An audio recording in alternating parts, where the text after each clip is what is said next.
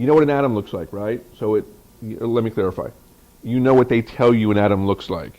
Right? So it's like the solar system. So there's a nucleus in the middle, like the sun, and then we have electrons circling the sun, the nucleus, like planets circling the sun. Same thing, except bigger. Now, we're shooting energy, X-rays. We're shooting energy into the material, and it's kicking one of those inner orbit or inner shell electrons out of orbit, like knocking Mercury out of orbit. Nature says, no, there's supposed to be something there, so it takes an electron from a higher orbit and makes it drop down into the lower orbit. And everybody sort of moves forward in line. It's like, they call it cascading electrons, right? In order for an electron to change orbit, like for a spaceship to change orbit or a moon or something to change orbit, it has to give off some energy because it's at the wrong energy state. So it fires like a retro rocket, and then it changes orbit. When it fires a retro rocket, that energy that it gives off is called two things: a fluorescent X-ray, hence X-ray fluorescence, but more important, it's called a characteristic X-ray. And what that means is that that particular electron, one up, let's say, on a lead atom, gives off a certain energy frequency, and nothing else gives off that same frequency. So if I have a detector that can detect that frequency, it can say, oh, that's an L-shell lead atom, or whatever, or it's from chrome, or it's from whatever it happens to be.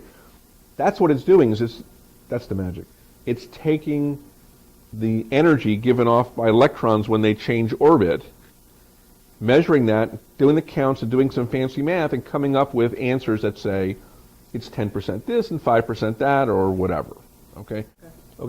So we're talking about the periodic table. So if you look at this chart, look at up near the top, the big square where it says AG. And you look at the four corners, and it says, well, it's hard to see, but it's K alpha, K beta, top right, top left, L alpha, and L beta. Those are four different electron orbits.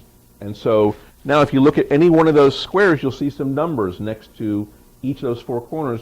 That's telling you the frequency or the energy state that each one of those atoms, electrons, has, right? So if you look down here at the bottom of the green in the middle there, Pb, lead, 10.55 in the bottom left corner, 12.61.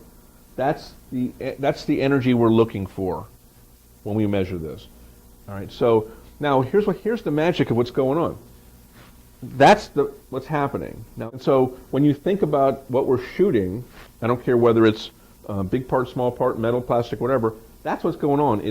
We're shooting energy in, we're getting energy back out. That energy hits our detector, which is inside the snoot of the analyzer, and then all the math happens in the magic.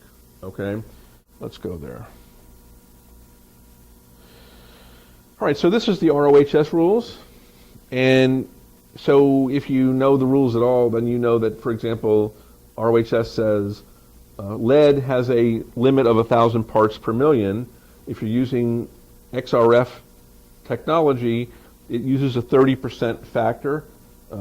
So it says pass and fail, so it's 1,000 parts per million, but 1,300 and 700 are 30% either way. Basically, that's if your number falls between those two, it gives you an inconclusive answer. If it's above 1,300, it's a definite fail. If it's below 700, it's a definite pass. If it's between the two, it says it's inconclusive, right? Once I've put in some information in here, I can just start to shoot. So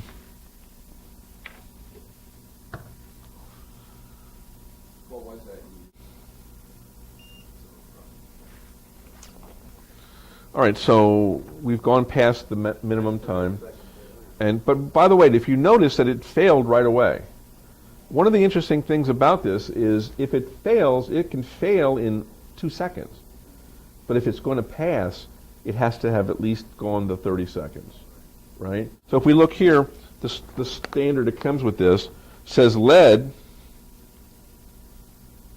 is 155 parts per million plus or minus 12. We measured 154. That's pretty good, right? Cadmium, we're a little off on. Chrome 103 versus 143 plus or minus 63. Mercury 106 plus or minus 10. So we're right in there. So what this is saying is that basically our machine is operating in compliance.